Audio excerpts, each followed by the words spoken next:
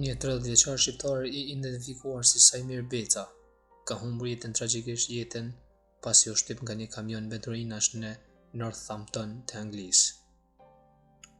Mediat pohojnë se 30 vjeçari po flinte brenda një koshi plehrash. Ngjarja e rënd ndodhi me 31 tetor në rrugën Wellington, ku fqinjet raportuan se u zgjuan nga britmat e forta në orët e para të mëngjesit.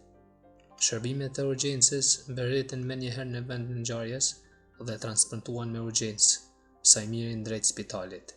Pavarësisht ndërhyrjeve mjekësore, I riu nuk arriti të mbijetonte plagëve të marra dhe ndërroi jetë me 6 nëntor.